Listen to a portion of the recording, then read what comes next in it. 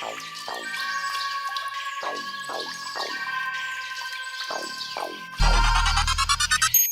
afternoon, listeners, and welcome back to another episode of the Mission Sustainable podcast.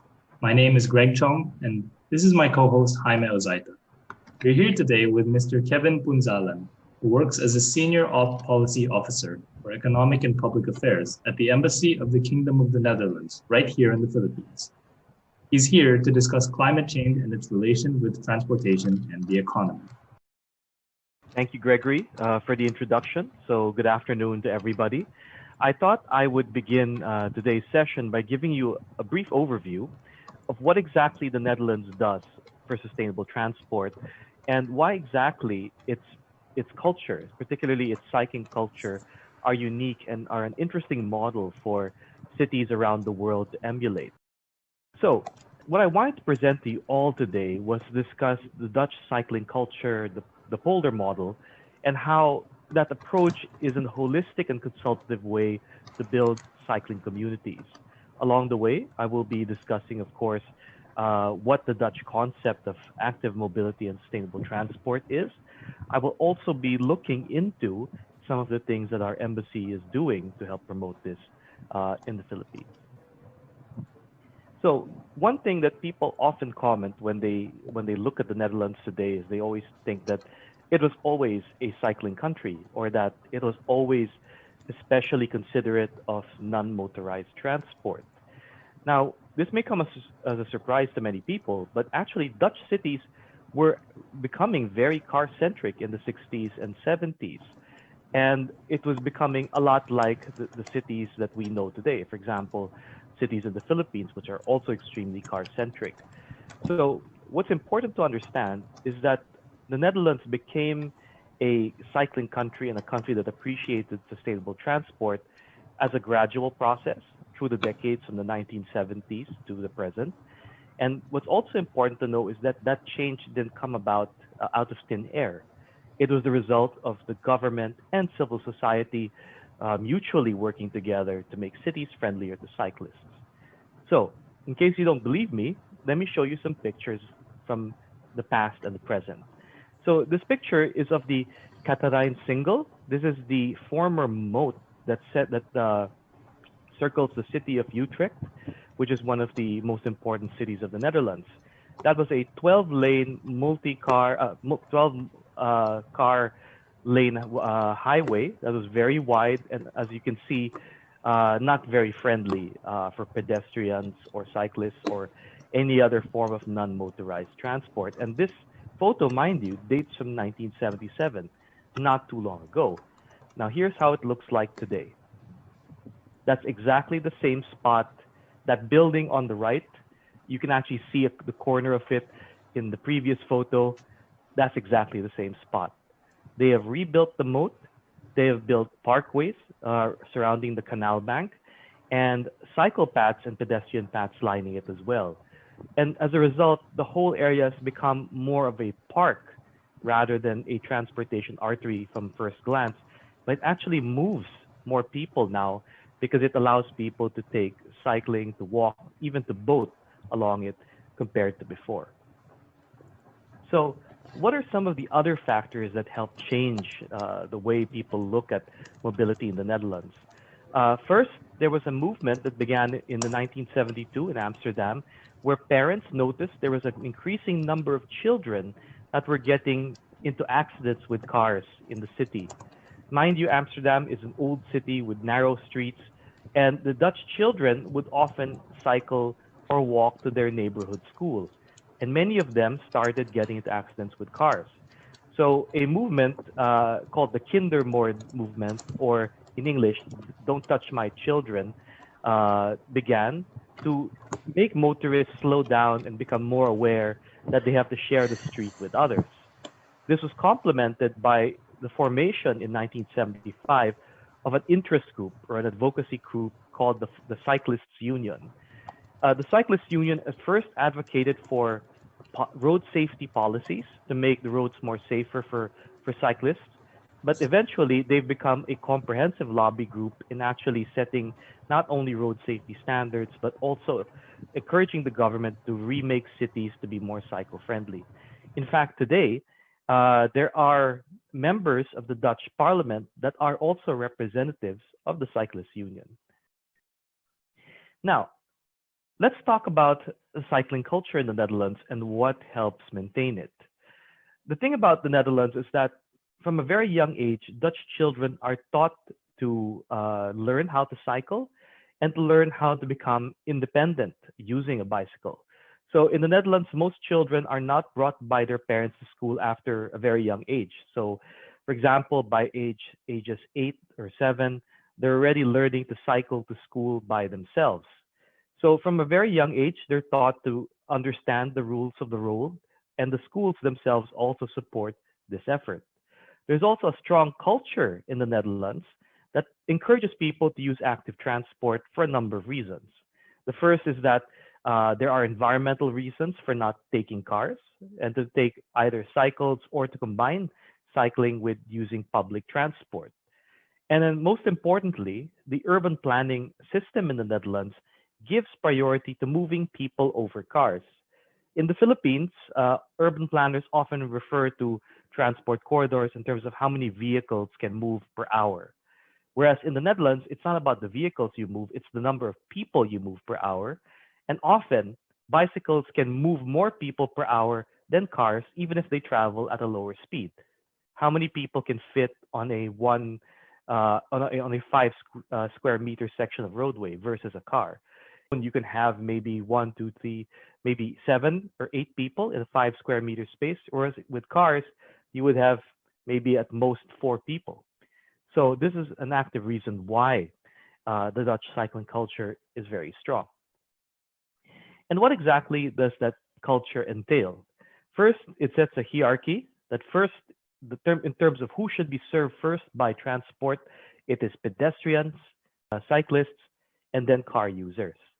And more importantly, even if there is a hierarchy, they also design their infrastructure to allow for space sharing between these different modes of transport. And in order to create that culture, they have basically 3 components that make that possible. And this is important. There is the software, the hardware, and the orgware. The software is all about policies, laws. So these look at road safety, these look at ordinances for urban planning, these look at education programs for cyclists. So it's about making people, or rather equipping people with the right knowledge, both as users of the road and as builders and planners of their cities. Secondly, hardware is important, and this comes in the design of the physical infrastructure. There are many examples of this. For example, the design of intersections, which actually have dedicated crossing and turning spaces for cyclists, which actually encourage cars to take notice and to actually stop for cyclists and for pedestrians. So design plays an important role. Traffic calming measures also help, like making a road narrower to force cars to slow down. If you want them to go at 30 kilometers per hour, you narrow the street so that the speed discourages people from speeding. You put street furniture as well to make drivers aware that they have to share the space with other users of the road. And finally, the last component is orgware, which is a combination of networking together the right people to discuss these issues, like urban planners, municipal planners, private real estate developers, and technical experts. But it also includes creating institutions that actually help make whatever changes you institute permanent. So one good example of that is a special institution called the Dutch Cycling Embassy. Despite its name, it's not an embassy of the Netherlands, but what it actually is a federation of more than 30 different private, public, and academic institutions that help bring together the best knowledge for cycling and urban planning in the Netherlands to the rest of the world. So when you combine all of those components, you create a self-reinforcing system that encourages the Dutch people to use sustainable transport. So what are some of the results of us working in this sector and putting these solutions in the country. The embassy has been able to identify niches for technical knowledge in cycling and urban planning in the Philippines. And a good example of that is the work we're doing now with private real estate developers such as Ayala and SM. The picture you see there is of Ayala Avenue, and that's a picture of the new dedicated bike lane that has been placed along its length. What you may not know is that the design of that was the result of direct input from the Dutch Cycling Embassy to the Makati Commercial Estate Association. Originally, the Masaya actually wanted to put that bike lane on the second lane where those motorbikes are, which would have been dangerous because buses would still use the innermost lane. And if cyclists wanted to turn right, or if motorists wanted to turn right to exit this road, they would cross directly into the paths of the cyclists and thus expose them to accidents. Now, in the innermost lane, the cyclists can turn right without coming into conflict with other forms of traffic, and the buses, now on the second lane, can disembark their passengers at designated spots. And the cyclists would stop for them, and even if they don't, and even if, let's say, there was an accident, a collision between a cyclist and a pedestrian is far less likely to result in fatalities than a collision between a bus or a car and a cyclist. So as such, the embassy has become a node for different stakeholders in both the private sector, the public sector, including local governments and civil society. And by doing so, we hope to achieve concrete results for sustainable transport. So here's some examples of our strategy.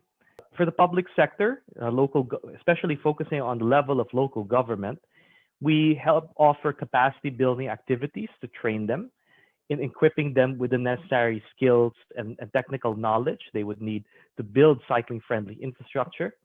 And we also advise them on what kind of design standards to use. So for example, in the Netherlands, cycling paths are paved, not painted, with red asphalt. So the red asphalt is an instantly recognizable signal to pedestrians and motorists that that is a cycling path. You should take care when crossing it.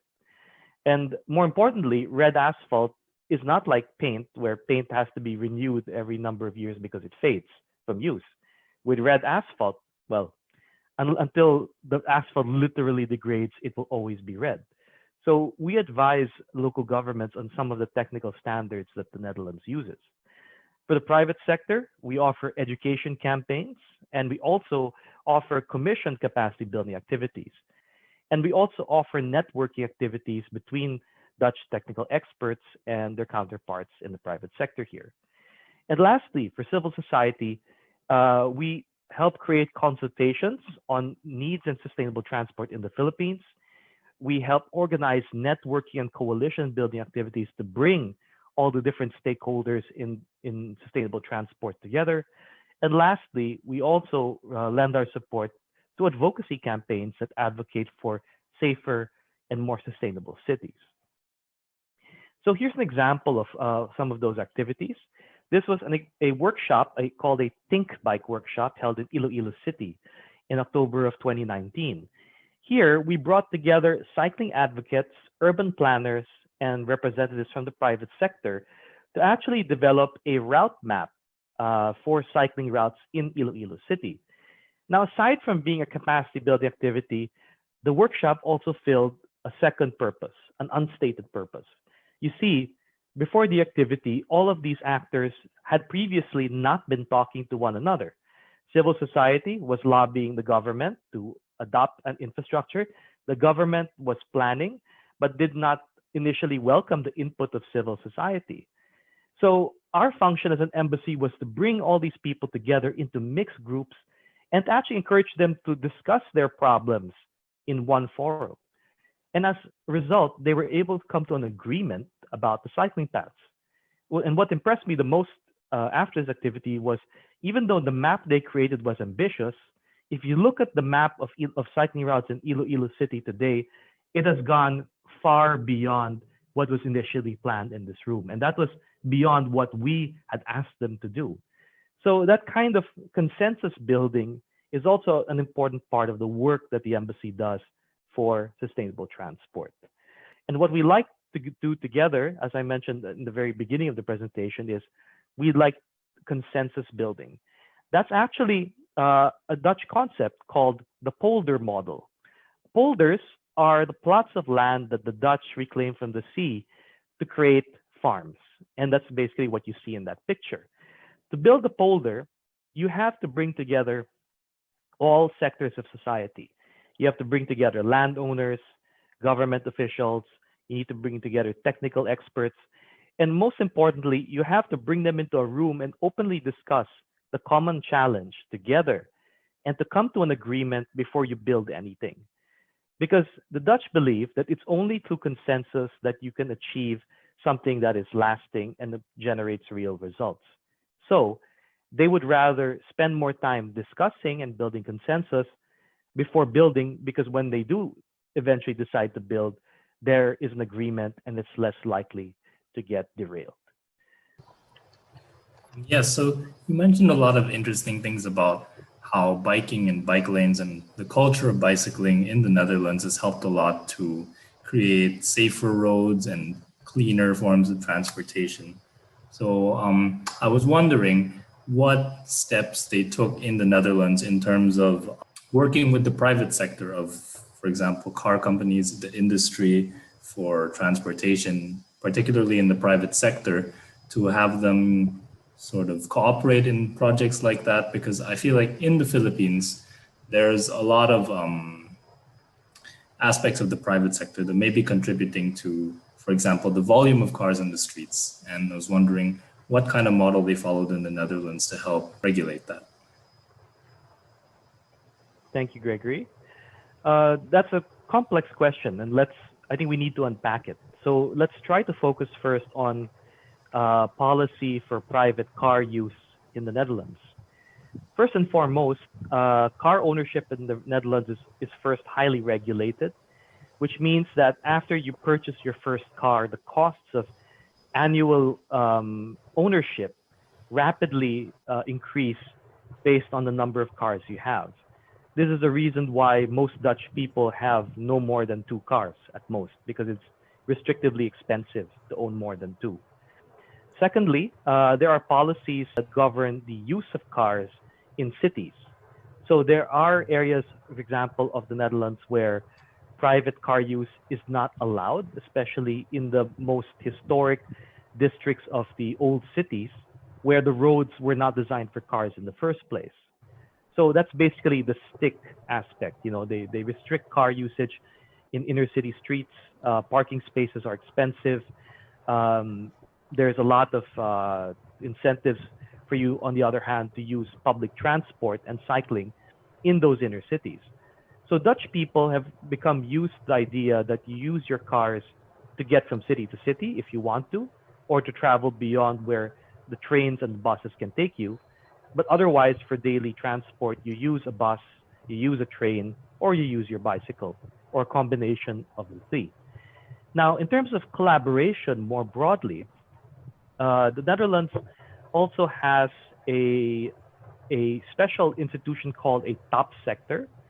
So this is like a working group comprised of a ministry that's responsible for the sector. For example, the Ministry of Transportation. It includes the leading private sector companies active in that sector, and it also includes academic institutions. And together, these top sectors identify where to move their sector for the future, what kind of research and development strategies to implement, and also collaborate on what kinds of policies they'd like to focus on. So I'll give an example in another sector, in energy.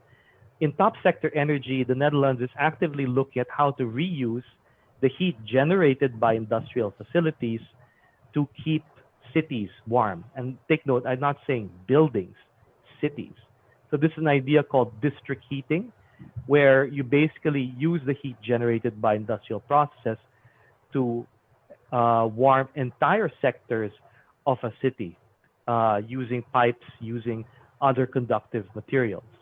So for transportation, a new top sector is actually being formed for cycling. And it hopes to also identify the future course for cycling and sustainable transport in the Netherlands. Thank you for that. So you touched a bit on the economic upsides of using public transportation or cycling, but could you expound on more of the economic downsides of using things like cars or private transportation, or and maybe expound even more on the upsides of using cycling and public transportation and stuff like that in the Philippines? Okay. Well, for the Philippine case, I'm sure all of you have heard that oft-quoted figure that in Metro Manila alone, the economy loses about 2 billion pesos a day to traffic congestion. And that's just for one urban area. So think of what the opportunity cost of losing 2 billion pesos is for nothing, essentially. You're losing time, you're losing productivity, you're losing opportunities to do more with that time in a day. And we're talking here about the whole economy, starting from the large conglomerates all the way down to the individual level. And the reason that is the case is because Metro Manila is a city that hasn't had any holistic or comprehensive urban planning implemented at least until since the 1960s. So private real estate developers have been basically given a free hand to build cities the way they want. And as a result, we have massive traffic congestion.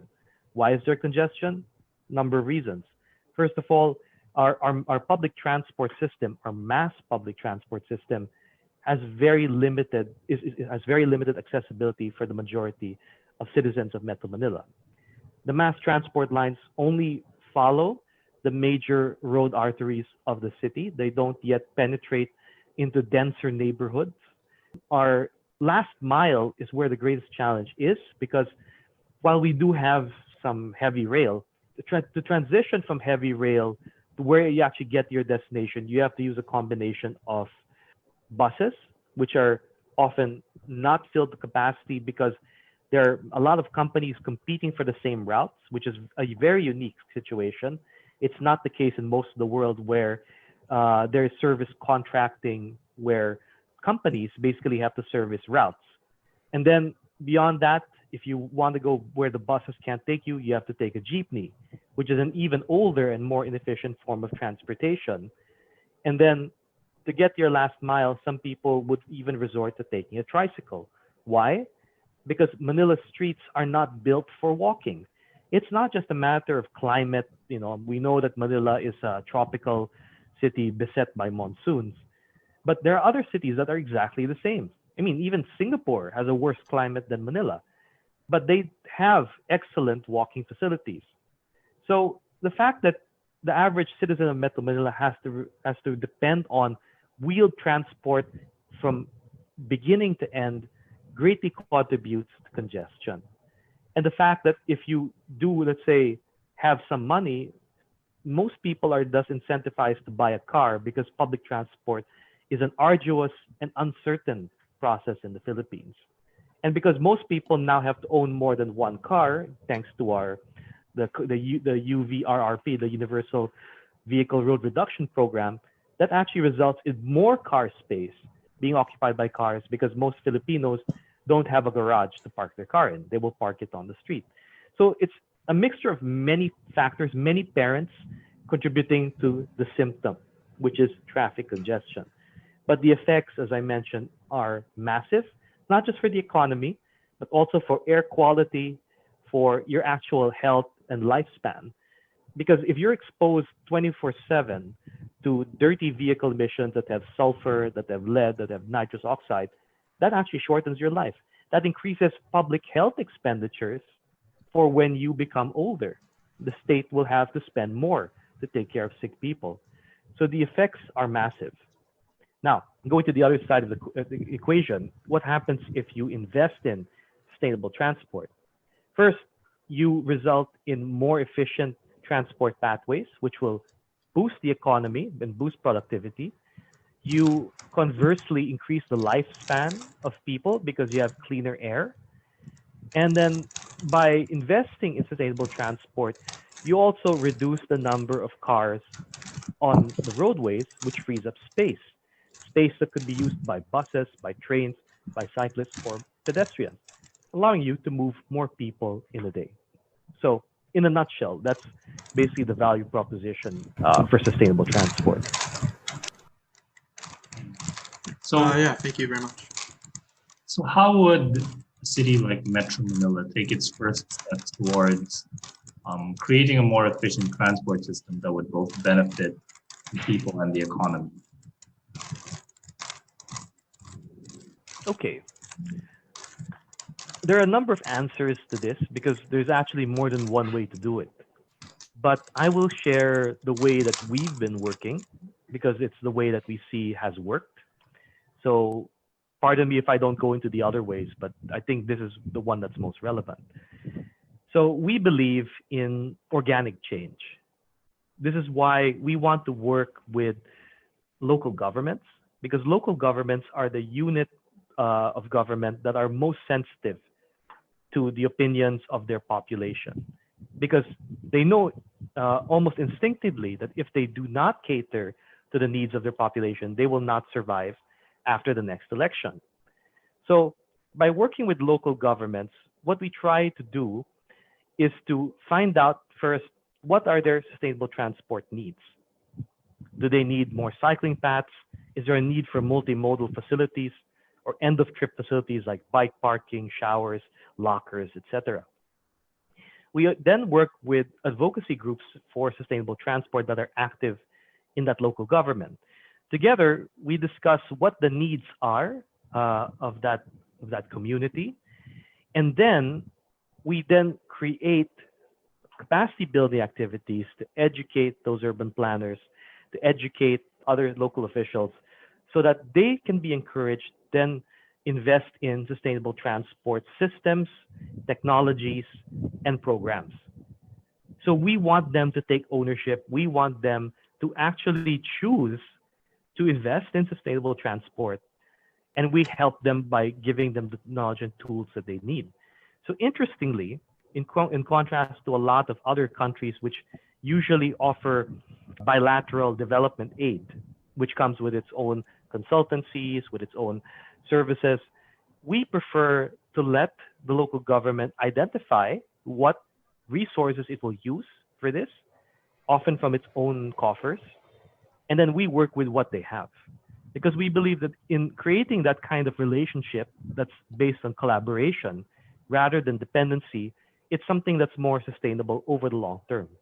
It's something that they will eventually take ownership for and want to continue because it's also as much theirs as it is ours. We were just wondering what specific steps are being implemented right now in Metro Manila, or let's say Metro Manila in particular, to work towards that goal. Okay, for cycling specifically, because we know that sustainable transport has a lot of components. There's heavy rail, light rail, bus transportation, and then we put in cycling in that. We also consider walking facilities to allow people to get to their last mile. So that's a very broad spectrum, but I will focus on the work that's being done for cycling. So first of all, our embassy has invested in organizing webinars and workshops for urban planners working for the 17 cities and municipalities of Metro Manila. And we've also done the same for all the urban units of the island of Cebu. So by doing so, we have aimed to equip these urban planners with the standards, with the perspectives, and with the skills to properly design first the routes of these cycling pathways, the design of the cycling pathways, and the supporting policies, especially when it comes to road safety, to complement that infrastructure. We are also planning a series of activities for the next semester, where we are going to be working together with the private sector, specifically the Makati Business Club, to work with the private sector and identify what their sustainable transport needs are. How are people getting to their offices? What mode are they using? What are the challenges they encounter? What facilities can their employers provide that would help them get to their office safer and more sustainably?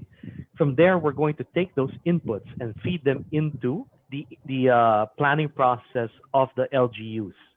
so that the LGUs can design transport policies that directly respond to these needs. So that's what we're trying to do, and that's what's happening right now at the local level. More broadly at the national level, the Department of Transportation, Public Works and Highways, Health, and Interior and Local Government have come together and signed a joint administrative order. It's called 2020-01. It's the active transport agreement. So basically, these four departments are going to be collaborating to develop cycling infrastructure nationwide. I really like how you mentioned about the steps taken in the local government level, because I feel like communication between the industries and the different constituents of the sector is definitely a problem in addressing such a large problem. And it's great that the embassy and your work is going towards increasing communication between those groups, among those groups, and ensuring that we can work towards a common goal and figure out a solution for these problems. So we're approaching the end of our time for this podcast. So are there any final thoughts or closing remarks you'd like to share? Well, there's one important message I'd like to share, and that is especially for those working in civil society or for you as young students. The change in the Netherlands came about as a result of activism, as a result of direct engagement with policymakers by people who wanted safer and more sustainable cities. So in the Philippines, a lot of the changes that have happened in our cities were not the result of activism. They were the result either of private interest or, conversely, of neglect. So if we want to have a better city, it's important to get people active and interested and engaged with their local leaders, with the private sector, and with academic institutions to actually make that difference. And it's surprising. I've met so many people in civil society, in the academia, even in the private sector, who do want to build bigger cities. Large conglomerates like SM, Philinvest, Ayala Land, they're actually interested in making their facilities more friendly to cyclists. From a self-interested perspective, of course, because it brings them more customers and more business, but overall that benefits the whole of society, not just them.